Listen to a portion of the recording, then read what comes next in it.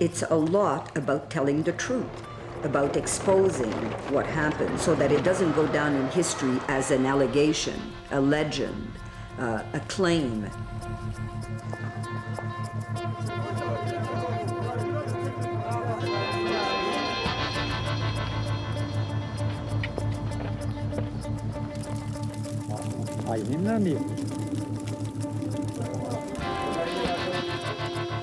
Maybe the greatest achievement is to have raised the consciousness in the general population about the difference between war and war crimes.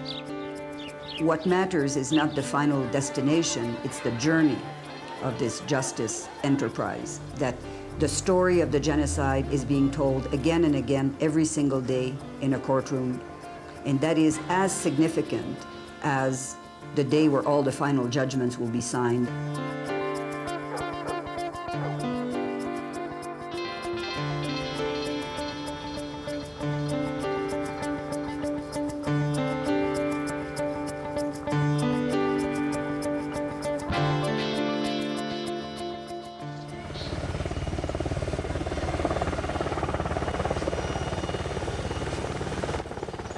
Kosovo. The war is over. Kosovar Albanians are returning but afraid. The chief prosecutor of the United Nations War Crimes Tribunal has come to see them. Louise Arbour is here to focus the world's attention on the slaughter of innocent civilians. I don't know if you want to go in the autopsy suite or not. I think that this gives you some idea of the nature of the operation, right? There's fast decay of the body substances, the genitalia. Forensic teams from 60 countries have converged on Kosovo. This is the blowout in that direction. Arbour has 700 people collecting evidence. With a gunshot wound to back of head, execution style. The name of this poor gentleman is Enver Mercelli, 50 years. The killers have left Kosovo. They feel untouchable. Arbour is determined to change that, to break the cycle of impunity. For several years, her team has pursued war criminals in Bosnia, Croatia, and in Rwanda in Africa. But in Kosovo, they're on the ground while the conflict still rages, while the evidence is still fresh. Every few steps, there's another story.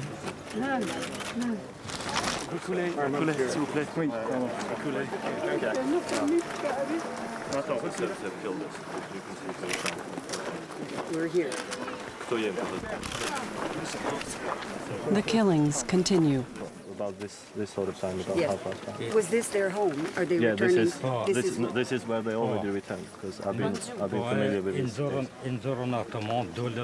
says they pulled the AK-47s out of the car windows and started just shooting. Said we didn't know what was happening, whether they were inside. Just over there, yesterday. There were 4 people killed yesterday as well. There was an ambush. This car was ambushed. There's still no safety, still no safety for them.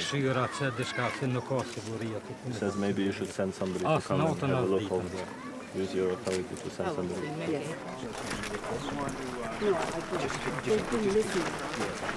We're here to gather forensic and investigative evidence through interviews with witnesses, and the forensic evidence from the scene and evidence that witnesses can provide us. We're going to put that evidence together and form a report that we'll provide to the ICTY investigators.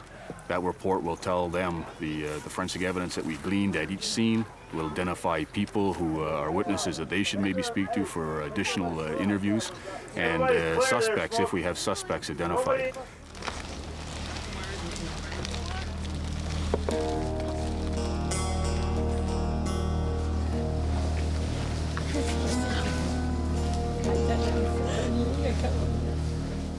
From Kosovo to Cambodia, in wars today, 9 out of 10 victims are civilians. rules of war don't count anymore. Grief breeds hatred. Vengeance is a way of life. International justice seems distant when the enemy lives next door. The Canadian prosecutor finds herself on new ground. I think it's going to take some distance to really just appreciate the human impact of it, because I'm sure that 3/4 of the time I was there, I was trying to assess in a more clinical fashion, what have we got here? When, how many, were they like? The evidence, essentially, is what you're always attuned to first. But when you see it in the context of the people who are living with what's there, and for them it's not just a case, then it's a little more difficult to maintain that comfortable clinical distance. Her daughter-in-law, her nephews, she all lost them in this house. They're all killed. He gathered 19 of them in that house, shot 13 of them. 4 were wounded. I lost 5 members of my family. It's a real humanity, I think, that she brings to the job. And she brings that blend of technical, professional competence and detachment, and I think a real feeling for what it's all about. She's great tenacity. She will not let go of problems once they're in her way. She will attack obstacles with all her energy until the obstacles have gone.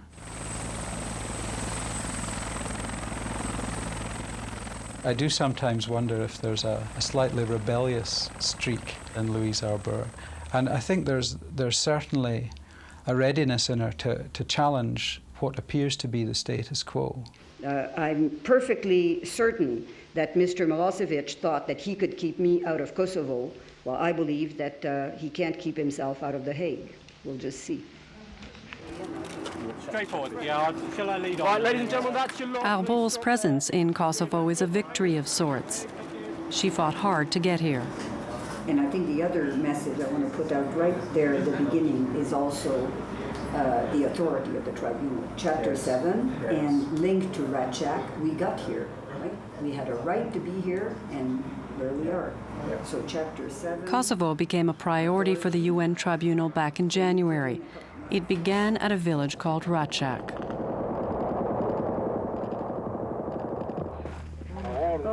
Arbour was at home in The Hague early one morning when she received a phone call from Bill Walker, the chief foreign observer in Kosovo. He was shaken. Jesus Christ. Serb soldiers had murdered more than 40 Kosovar Albanians.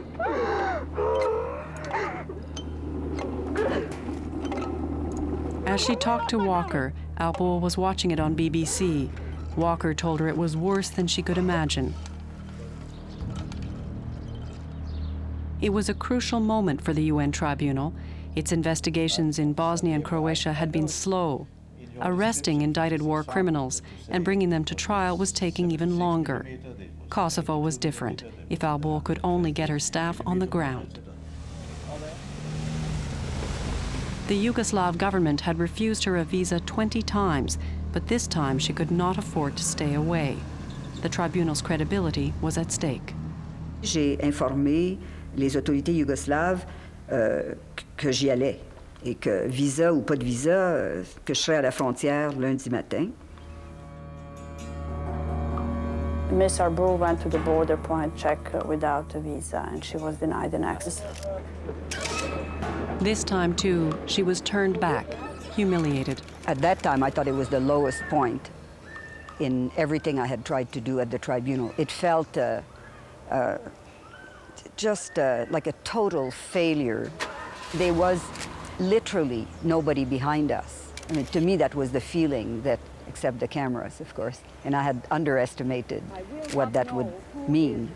Today, Louise Arbour, the Canadian judge who's investigating war crimes in the Balkans, tried to reach the scene of the crime. Our chief political correspondent... Because when I came back to The Hague that I realized that it didn't feel that way. Certainly inside the tribunal, it felt like a high point that we had sort of put our issue to world public opinion in a very, in a sense, telling, very dramatic fashion.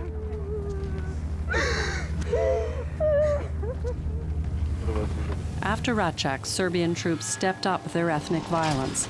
NATO got ready for massive air attacks.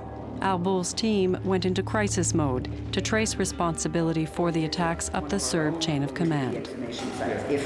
In Kosovo, we still needed to get, pretty quickly, investigators out, speaking to witnesses and building up our picture of what we refer to as the crime base, what really had happened, what offences had been committed on the ground.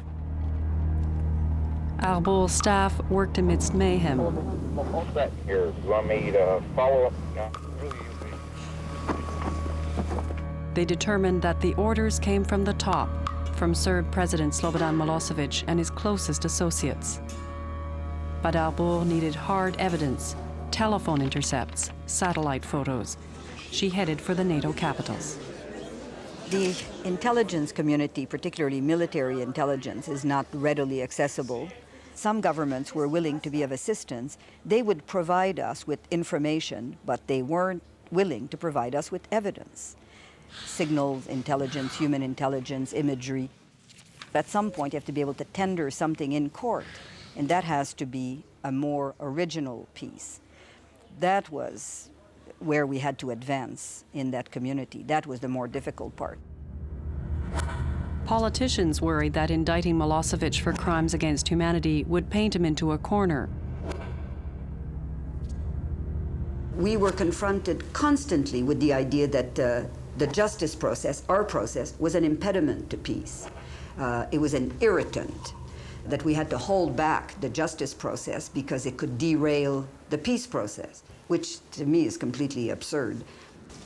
On May 22nd, I presented an indictment for confirmation against Slobodan Milosevic and 4 others. Arbour is a prosecutor, not a politician. Her passion, criminal law. Her mandate, bringing war criminals to justice. Nobody is safe when leaders who have the capacity to do massive damage to their own populations are guaranteed impunity, essentially. To tackle this kind of abuse of power through a criminal sanction is, in a sense, I think, the ultimate achievement of criminal law. That's what it has to contribute to democracy. The Supreme Court of Canada. This is where Louise Arbour apprenticed as a 24-year-old law school graduate from Montreal. She married a fellow lawyer, raised a family, and taught at Osgoode Hall Law School in Toronto. She built a reputation as a criminal law specialist and an activist. She took on controversy when she successfully argued a case that strengthened the defense for people charged with rape. And judges in this country are sexist. Stop rape now! Stop rape now! At age 39, she was appointed judge at the Superior Court of Ontario. So if you combine the fact that although she'd been teaching for a short period of time, she had a terrific reputation already. She was a francophone and a woman. She had a lot going for her on the professional side and sociologically, and she was just a very logical person. Arbour went from teaching criminal law to running trials. It was wonderful work. I really liked it. A murder case with a jury is probably the hardest thing that you could do as a jurist. You are, as one single person, the producer, the director, the main character, you're doing all that. Many, many things can go wrong. It's public, of course. From the moment you get up in the morning, everything you do, all the work you do in public. So it's very intense. Then she was promoted to the Court of Appeals. In the highly public case of accused Nazi war criminal Imre Finta, she rejected the state's evidence. That ended Canada's efforts to deport Nazi war criminals until the law can be rewritten. Critics lashed out at the judge. She does approach her work with an open mind, and I think that's her reputation. There's no protection For for women Arbour, in this criminal law judgment. is there to protect the rights of individuals.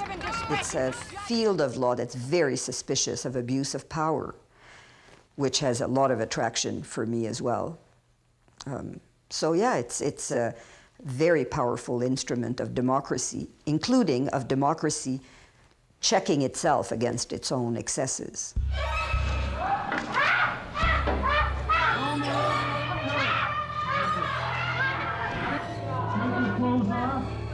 These pictures produced shockwaves across Canada in 1994. Male guards stripping and locking down inmates at the prison for women in Kingston. Judge Arbour was appointed to head an inquiry. It was a tough assignment. There was a great deal of distrust, I think, amongst all sides as to how this was going to, how the process was going to unfold, who would be affected, what would happen to people's careers in the case of those at the correctional service, what would happen to the inmates' futures in the case of the inmates. That's right. Thanks. Yeah. Joey. Hi. Joey, hello, how are you? Good. It's really good to see you again. Good to see you. You look great. Thank you. You look great too. 3 years, huh? Yes, It's been? 3 years. Yeah. 3 years. Arbour has come back to visit the prison. And it's the end of September. See, we picked our own colors. She spent nearly 1 year here cutting through institutional hostility. She was direct, hands-on, efficient, the same approach that she'd soon employ at the UN tribunal in The Hague. We're going to be here for a while. It's not unlike the tribunals in a sense, but this was, you're given a mandate, everybody's in a hurry, they want your report yesterday in both languages, they think at 30 days should be all you need to figure all this out. And you have to set up, you have to rent space, hire counsel, hire staff, identify the issues, decide how to proceed, and in my case, be driven by the desire to do it well, but quickly, so that it stays relevant. Arbour's report skewered the prison system, but more than anything, it opened up the world behind the walls. She said to me once that as a judge, you frequently have to find that people have done things that are wrong, and she did as a commissioner as well. But that doesn't mean you have to and you shouldn't deprive them of their dignity. And I think that was the way she conducted the inquiry. That was the result of the inquiry. And in the result, I think everybody who was involved in the correctional service and the public had a much clearer idea of some of the systemic failings and perhaps how they could be cured. As Arbour wrote her prison report, her reputation was attracting attention far away. Soon she would apply her skills in a new setting.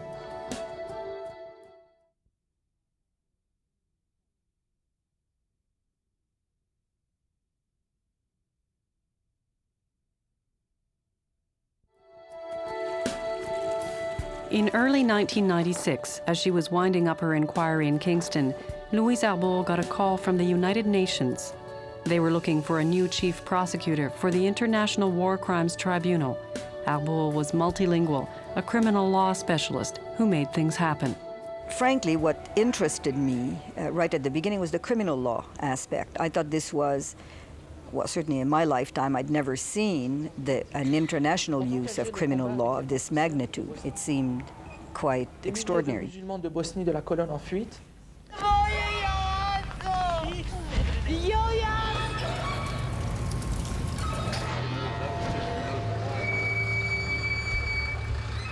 The UN tribunal had been set up in reaction to the horrific crimes in Yugoslavia and Rwanda.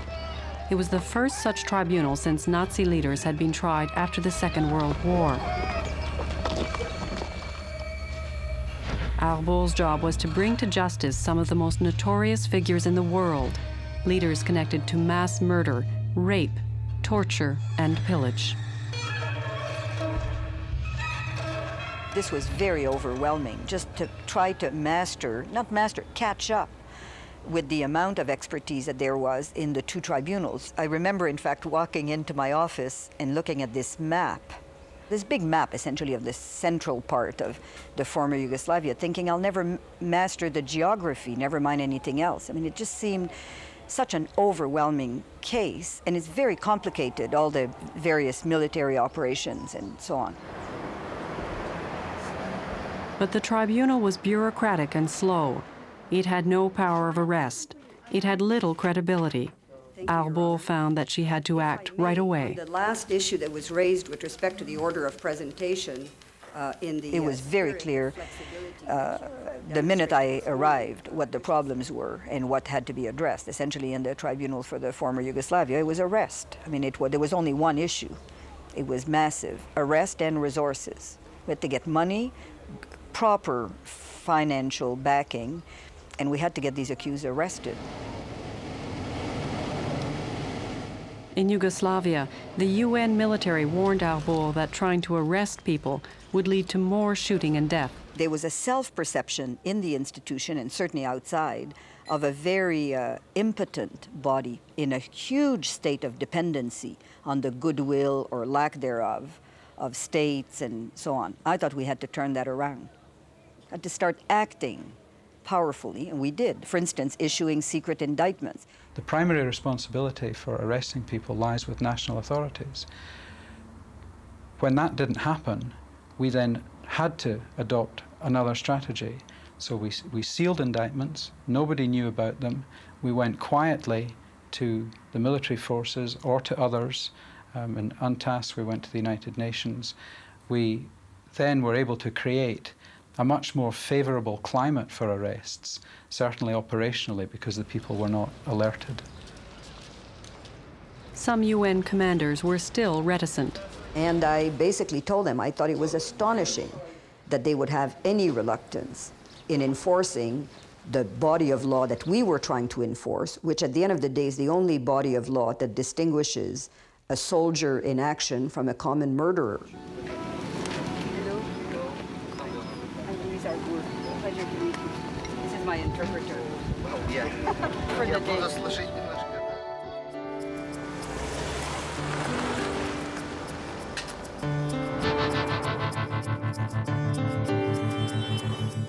Sarajevo. On Sniper's Alley, traffic is the new danger. The city is slowly emerging from the nightmare that was the Bosnian War. Slowly. On a downtown square, a quiet commemoration.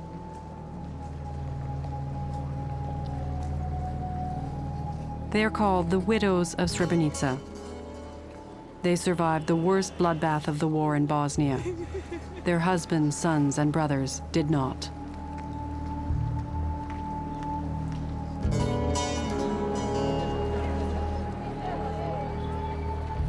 The town of Srebrenica was a so-called safe haven where Muslim refugees were protected by UN troops.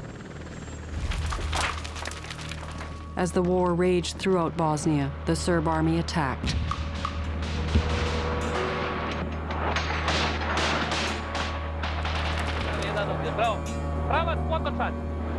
Their top general, Ratko Mladic, was in charge.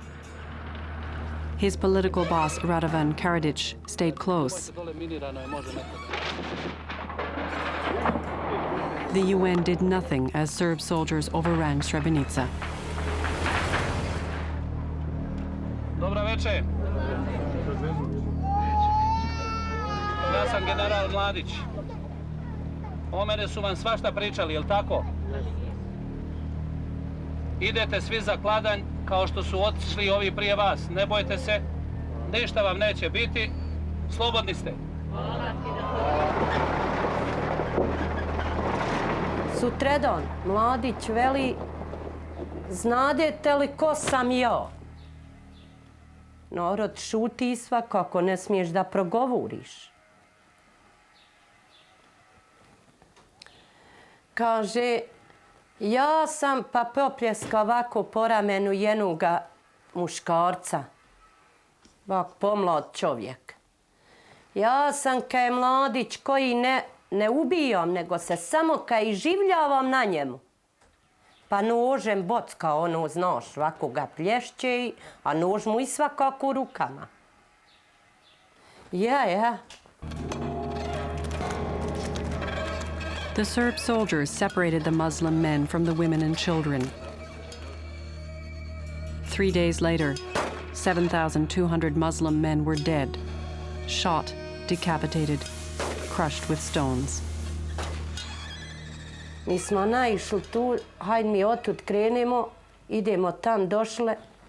Mi smo samo u dvorište nadkućili, noga upadao do skroz stopa upadao u krv.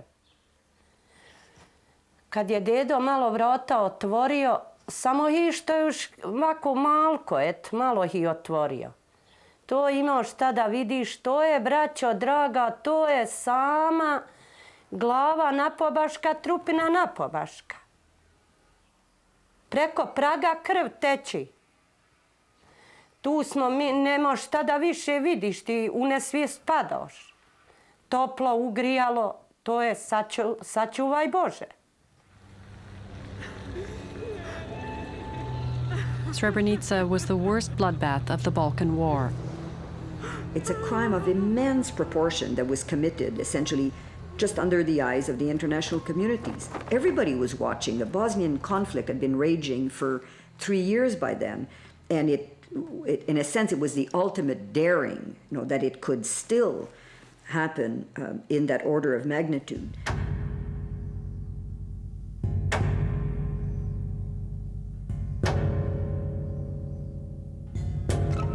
The War Crimes Tribunal issued indictments, but was impotent to do more, until March of 1998, when UN troops finally captured one of the Serb commanders.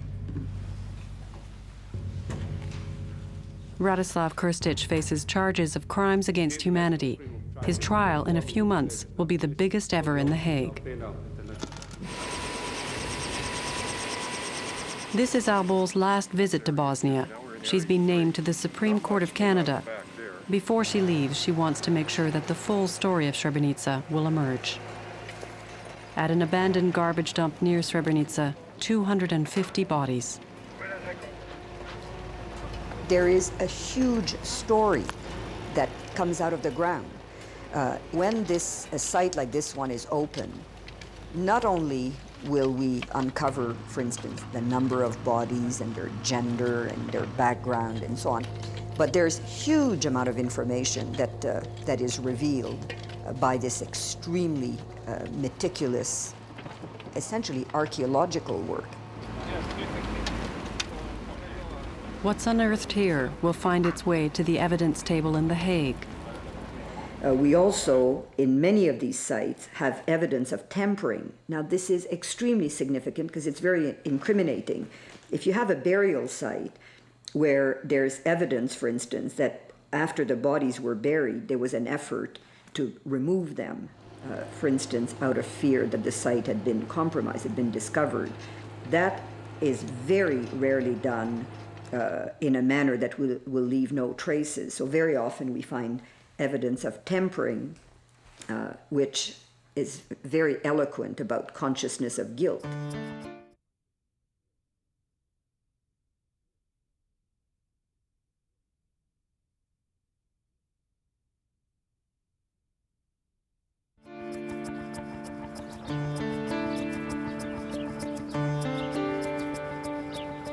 Bosnia was torn apart by war. The wounds are still fresh, the crimes unpunished.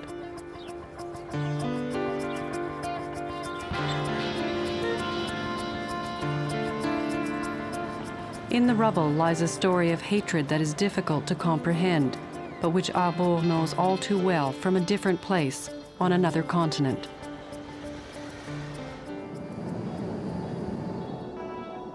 The prosecutor's life is tremendously demanding.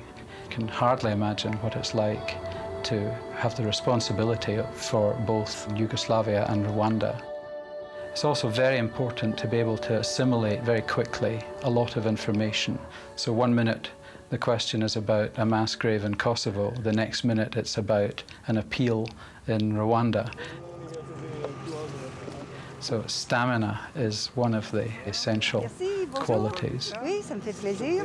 Secrétaire général au ministère de la Justice. Et Jessie. Arbour has been coming to Rwanda at least 10 times a year. Ça va aller. On va avoir une bonne visite cette fois-ci, tu vas voir. In 1994, Rwanda was the scene of mass slaughter. From village to village, the Tutsi minority was systematically exterminated. Blood ran for 100 days. The United Nations had troops in the country, but withdrew when the killing began. Rwandan survivors felt betrayed. The United Nations as an institution had been thoroughly discredited by its performance during the genocide. And the tribunal was, of course, regarded as an extension of the United Nations. So that when its first representatives began to try to work there, they encountered very sharp hostility.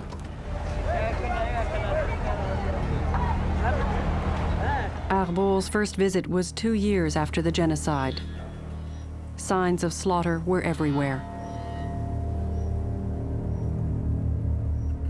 Je m'en souviens très bien que je suis allée avec M. Rwagasore, qui était à l'époque le procureur général. Je suis allée avec lui puis une délégation à Gikongoro, visiter un site de massacre. Ça avait été une expérience marquante, très traumatisante, là, dans une certaine mesure.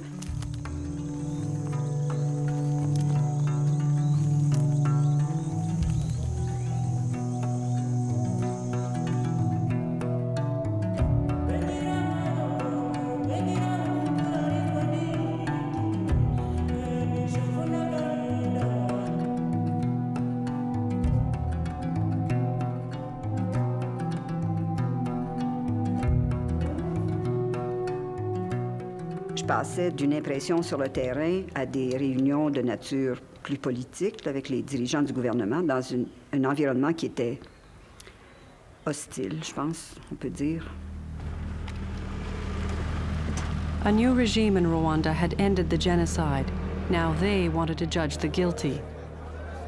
The new government held 120,000 people, some guilty, others not. There was no system in place to judge them, but they did not want the UN to meddle. It got a lot worse. The first visit was the meetings were very guarded, very critical of the tribunal generally, but not imminently or intensely hostile towards me. But it got worse. Then the hostility became very focused, and it was, in fact, every visit that I made here was more and more hostile. Arbour was barricaded in her hotel room, alone, scared, angry. It was hard for me to take it because, in a sense, I agreed to a large extent. I certainly understood their frustration, and I agreed to a large extent. I thought it was very unfair that they picked on me, though. She could agree because the Rwanda tribunal was in no better shape than the one for Yugoslavia. I found a state of affair in the tribunal that I thought was very discouraging. It didn't seem focused. It was extremely, I thought, badly administered.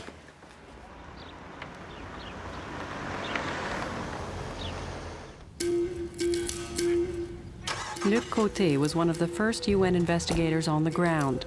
He began at a town called Kibuye.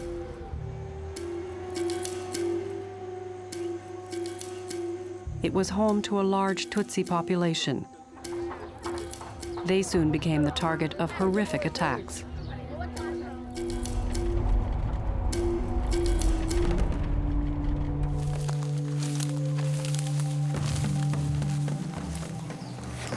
Alors ici c'est où était la fosse commune principale, très grande, dans laquelle il y avait un petit peu moins de 500 cadavres.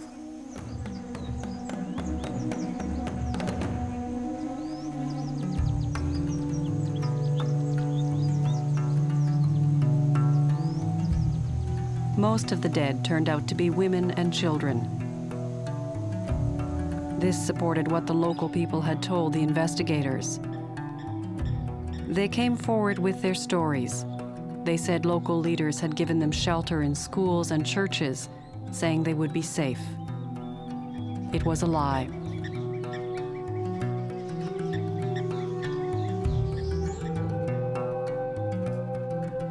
Personne ne sachait quand il va mourir.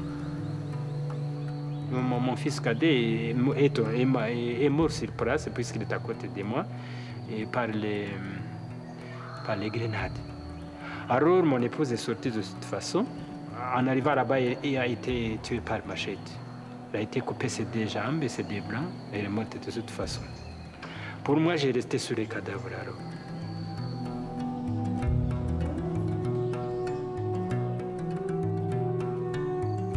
Ces mêmes protecteurs se retournaient et ouvraient le feu sur les personnes qu'ils devaient protéger, à la vue et avec l'aide des autorités. De là, l'idée du complot commence à prendre forme. On voit là une forme d'organisation. On ne parle pas d'un crime qui était impulsif ou incontrôlé, mais on voit une organisation qui a été mise en place.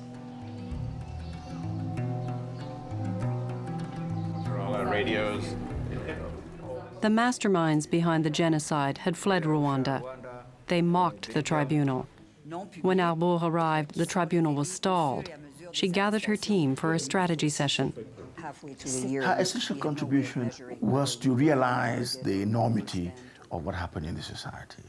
And then to be, I think, to be conscious, to be involved, personally look at this disaster and say, look, I have to do something about it. Mais on savait qu'il y avait eu, je sais pas, 5, 6, 700, 800 000 personnes de tuées. Et mais je me disais, mais on va jamais refaire surface. On va se disperser sur le territoire, alors qu'il y avait quand même de la documentation importante qui suggérait qu'il y avait eu un complot, qu'il y avait quelque chose qui était organisé.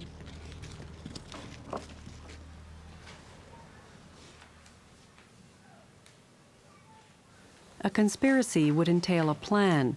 Arbour's team began to put together the pieces to take the leaders to trial. Look at what happened.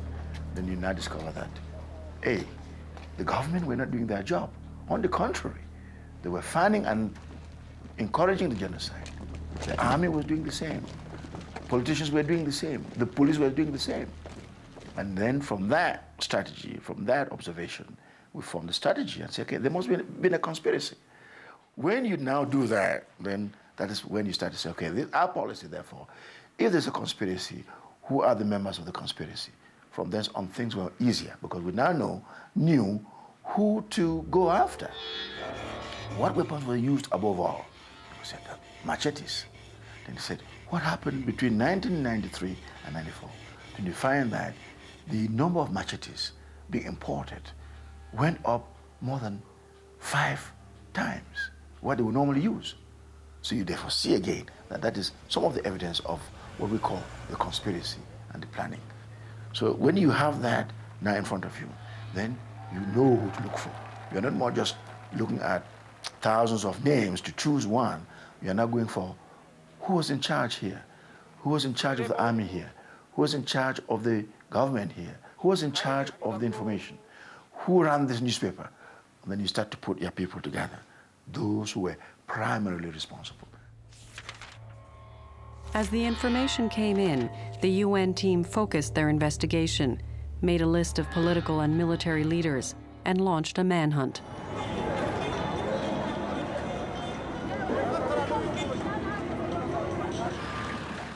It's taken 3 years to reassemble the genocide conspiracy. Some 30 of its leaders are in a UN jail. Arbour wants more. This is a person who's indicted who we cannot manage to arrest, and in Milosevic, the court agreed that we can have a temporary freeze order to prevent people using their money to avoid arrest. We have the same rationale here, and that would put a little shiver in the community if we start activating this here. We all have a final. In the UN courtroom, the judges are being asked to accept new charges.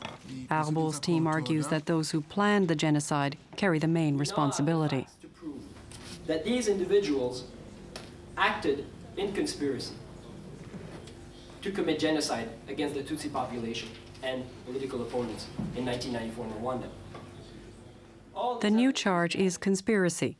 If the judges accept, the accused can be tried in groups, in 5 or 6 trials, instead of 30 or 40. Ces manquements-là, avant même In a Rwandan court, each of these accused would have been a candidate for the firing squad.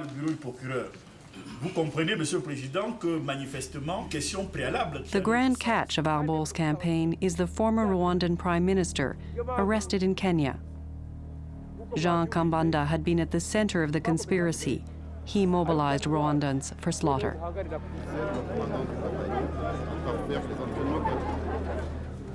But in 1998, Kambanda faced the UN judges.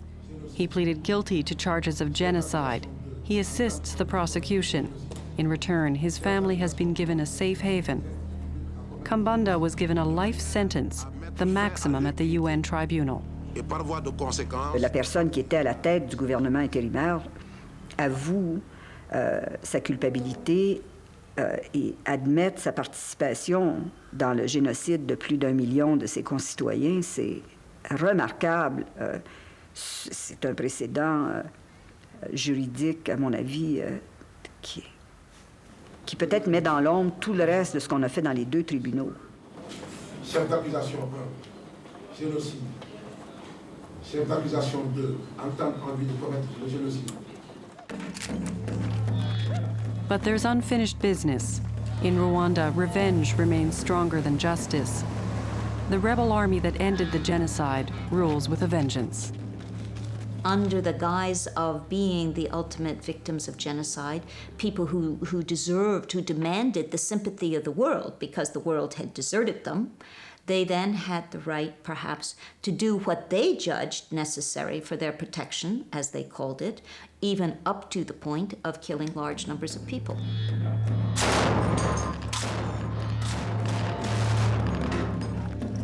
New crimes by a new government, and once again, the outside world turned its back. And the tribunal came along and more or less gave its added imprimatur, its added seal of approval to this by postponing the exposure of any possible crimes until some later date. The UN tribunal depends on the goodwill of the new regime. I'm very happy to have done that. Arbour fears that the moment she starts investigating the new regime, they'll shut down her tribunal or worse. The situation makes her very uncomfortable. C'est pas réaliste dans les circonstances actuelles de... On n'a pas la capacité, là, et par ça je veux dire, ni les ressources ni l'environnement qui nous permettent de mener en même temps ces 2 genres d'enquête. C'est carrément pas réaliste de le faire de façon très approfondie dans le moment. En tout cas en parallèle avec l'effort monumental qu'on doit faire pour intégrer l'enquête sur le génocide comme tel. Mais c'est une enquête qui doit être faite, qui a des bases, à mon avis, qui sont suffisamment crédibles pour exiger que ce dossier-là soit développé.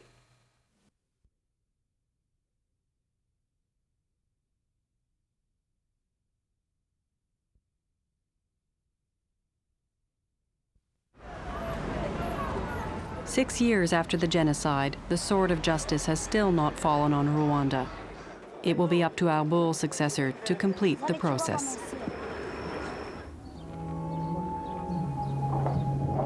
In Kosovo, too, the battle for justice over revenge is in trouble. The killings continue, but now the victims are Serbs. The UN seems powerless. Arbour is exasperated. We have to be very tough on the Kosovar Albanians. We have to tell them that they can't have it both ways. They can't use their traditional methods of settling accounts and at the same time get the benefit of the rule of law and of the efforts that have been done to essentially for the whole international community to take charge of what happened to them. They have to understand that they will be judged more harshly than anybody before if they are not prepared to abandon these so-called traditional methods of settling accounts in that region.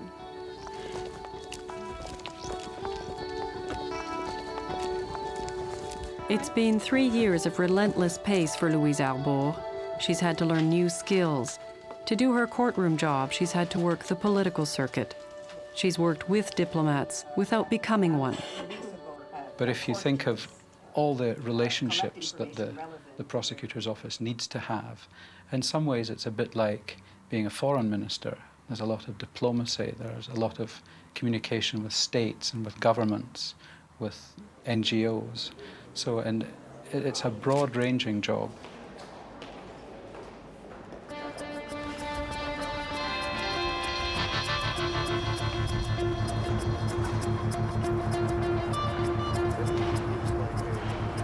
Her nomination to the Supreme Court caught Arbour in a dilemma. Her battles at the tribunal were just beginning to pay off. But she had less than a year left in her term, and the grind was becoming exhausting.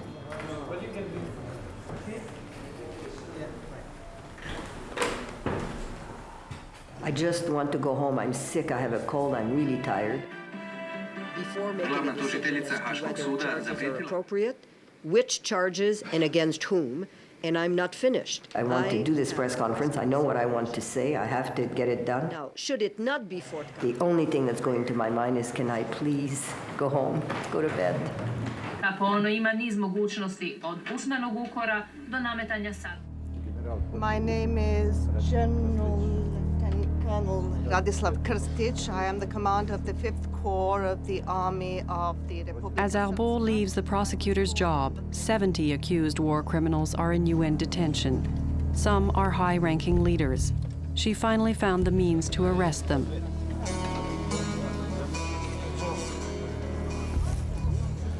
True, it's a drop in the bucket.